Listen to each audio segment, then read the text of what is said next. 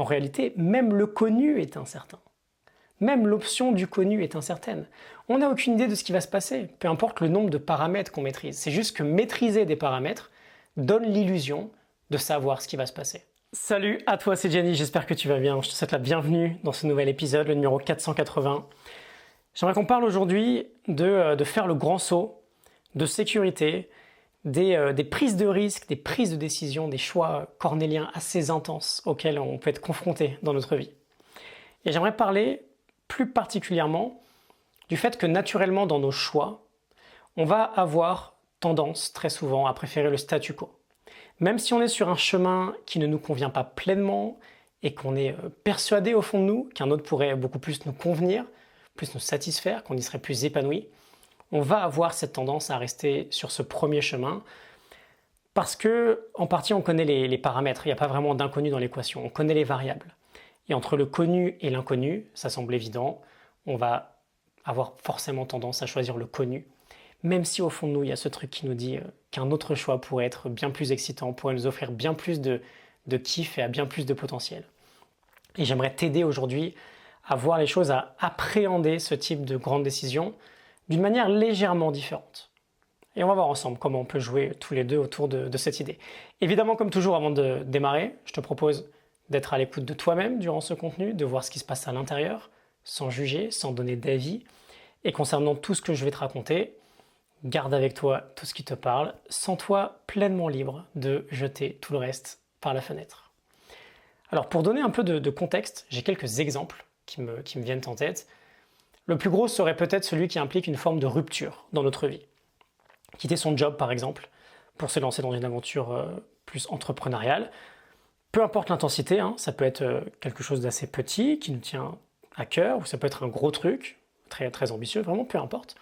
Dans ces moments-là, on peut être facilement tiraillé, pendant des longues années d'ailleurs, entre rester dans l'univers qu'on connaît, même si on sent que c'est pas génial notre vie, il n'y a rien d'incroyable, c'est plutôt bof, et faire une sorte de grand saut dans le vide, sauter dans l'inconnu. Se lancer à son propre compte, par exemple. On peut retrouver le même schéma aussi dans un couple, ou un autre exemple dans un milieu pour le coup plus entrepreneurial, avec des sujets que je rencontre très très souvent dans mon travail. On est parfois dans des périodes très importantes où on va réfléchir à des grandes décisions, avec l'idée de pivoter, peut-être de recruter, de lancer une offre qui est un peu folle. On est face à une décision, en tout cas, entre d'un côté quelque chose qu'on connaît, le statu quo, et de l'autre, quelque chose que l'on ne connaît pas, peut-être ce fameux saut dans le vide. Prenons du recul. Qu'est-ce qui se passe dans ces situations-là?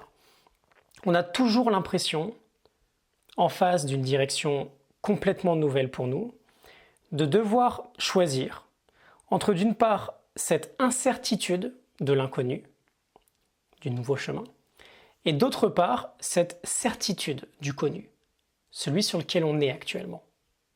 On pense que d'un côté, soit on saute dans l'inconnu et on n'a aucune idée de ce qui va se passer, c'est extrêmement incertain, soit de l'autre côté, on reste dans ce qu'on connaît et là on sait ce qui va se passer. Il y a une notion de certitude absolue en nous qui peut émerger. Et bien sûr, ça génère un sens d'insécurité vis-à-vis de l'inconnu et ça nous conforte dans un sens de sécurité vis-à-vis du connu. Et on va naturellement la rechercher, cette sécurité dans notre vie. Mais ce qui est dangereux ici, c'est l'aspect tout noir ou tout blanc. C'est la tendance très extrême qui va se dégager. Soit c'est très incertain, soit c'est très sûr, on connaît. On associe incertitude avec insécurité et on associe certitude avec sécurité. Et ce type de pensée très extrême, en général, c'est pas forcément très sain, c'est même plutôt dangereux. Pourquoi ? Parce que ça bloque l'énergie en fait. Ça crée des évidences qu'on peut absolument pas remettre en question, tellement ça paraît évident. Ça bloque la réflexion. Et si en réalité, c'était très loin d'être tout noir ou tout blanc. Et si en fait c'était beaucoup plus nuancé que ça. Et j'aimerais qu'on s'ouvre à cette éventualité, à cette éventualité-là, parce que c'est précisément là que ça peut devenir très intéressant. Un jour, il y a quasiment un an maintenant, je crois, j'ai eu une énorme prise de conscience, j'ai eu un énorme insight, un énorme aha moment, en entendant quelques mots de Michael Neill. Il nous dit qu'on se trompe lorsqu'on pense devoir choisir entre l'incertitude de l'inconnu et la certitude du connu. En réalité, le choix qu'on a en face de nous, il est entre effectivement l'incertitude de l'inconnu, mais de l'autre côté, il est avec l'illusion de certitude du connu. L'illusion de certitude du connu. Incertitude de l'inconnu, illusion de certitude du connu. Il n'existe aucun futur certain. Il n'existe aucun avenir certain. On a beau maîtriser des paramètres, en réalité, on n'a vraiment aucune idée finalement de ce qui va se passer. De ce qui va se passer dans 10 minutes, demain, après-demain, dans une semaine, dans un mois, dans un an, dans 5 ans, dans 15 ans. L'avenir est à créer.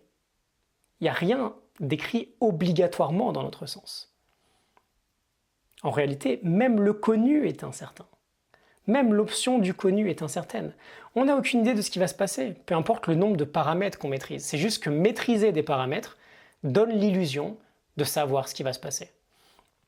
Et reprenons notre exemple du salarié qui voudrait tenter une aventure entrepreneuriale. Avec une pensée quasi naturellement tout noir ou tout blanche,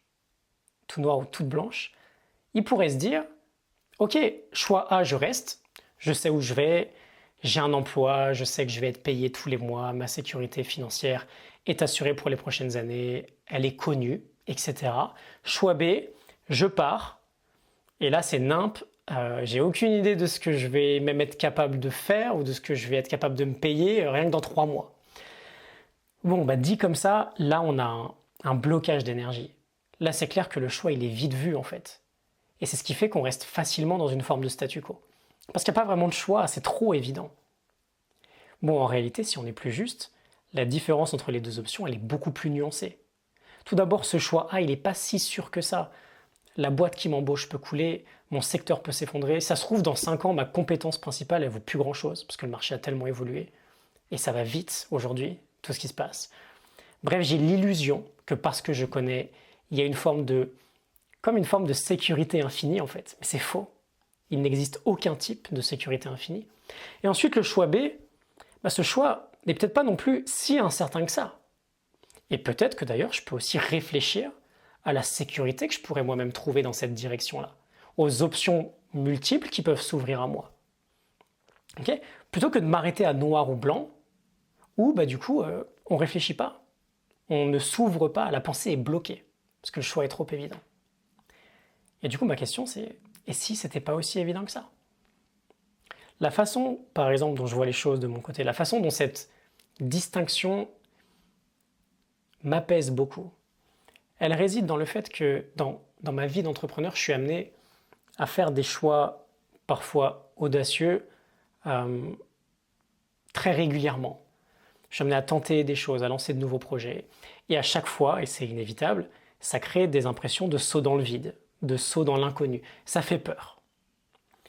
Et même si on devient de plus en plus à l'aise avec cette peur-là avec le temps, ça c'est pour une autre conversation, c'est toujours parfois très tentant de se dire « Ok, statu quo, on ne change rien, on reste tranquille ». Parfois d'ailleurs, ça peut être effectivement la bonne décision. Mais le truc c'est que si je m'attrape en train d'avoir ce schéma de pensée statu quo égale sécurité, là je reviens à la distinction, parce que c'est faux. Statu quo égale illusion de sécurité, pas sécurité. En vrai, j'en sais rien si le fait de ne rien changer est plus sécure que le fait de me lancer. J'en sais rien. Je pense savoir juste parce que j'ai un chemin qui est plus connu qu'un autre. Mais le futur est à créer. Et ça me ramène, du coup, à une pensée plus nuancée, moins extrême. Et si l'option A, du coup, le statu quo, n'est plus étiquetée sécurité absolue, à l'inverse de l'option B, peut-être que du coup elle garde un peu moins de saveur. Ou en tout cas, je sais que c'est plus juste une question de sécurité pour moi. Et j'aimerais conclure, épisode un peu plus court aujourd'hui, j'aimerais conclure sur le fait que, d'une manière générale, on a aussi beaucoup de tendance à projeter la notion de sécurité à l'extérieur. Mais j'en parlais dans l'épisode sur les 3 principes. Notre expérience de vie est toujours inside out, de l'intérieur vers l'extérieur. L'insécurité que l'on peut percevoir dans le monde, la plupart du temps, en fait, c'est une insécurité intérieure que je projette dans mon expérience. Alors je suis d'accord, il y a des cas dans lesquels cette insécurité est vraiment extérieure, quand c'est la guerre par exemple. L'insécurité est générale, elle peut être ressentie par tout le monde de la même manière. Quand on parle en revanche de faire un grand saut dans le vide, quand on parle de décisions importantes qu'on peut entreprendre, par exemple un moyen simple de se rendre compte d'à quel point la sécurité, la notion de sécurité est réelle ou pas, c'est d'observer autour de nous. Et la vérité, c'est que certaines personnes, pour des paramètres complètement identiques aux nôtres, des paramètres de vie, certaines personnes vivent une expérience opposée à la nôtre. Le choix, peut-être que pour eux, ne paraît pas du tout risqué. Parce que sans doute qu'ils se sentent beaucoup plus en sécurité finalement à l'intérieur. On a toujours du coup ces deux paramètres principaux en général qui nous maintiennent dans le statu quo. On peut le garder en tête, la conformité, notre besoin de se conformer, et la sécurité. Et à la fois, ce ne sont pas les vecteurs, les moteurs les plus épanouissants dans la vie. C'est bien d'en avoir, évidemment, mais ce ne sont pas de bons moteurs pour nous, en tout cas en termes d'épanouissement. À la fois, c'est dommage quand justement, l'un de ces moteurs se retrouve être, en plus de ça, une forme d'illusion. Juste parce qu'on a un peu plus de clarté sur la situation. Bon, je te laisse y réfléchir. Je te laisse me dire si ça te parle, en tout cas si c'est une réflexion que tu peux entendre, que tu peux approfondir peut-être. La notion de sécurité est un concept, il n'y a rien de très tangible. Le futur est toujours à créer. Je te retrouve la semaine prochaine pour un nouvel épisode. Je te souhaite une excellente journée. À très bientôt.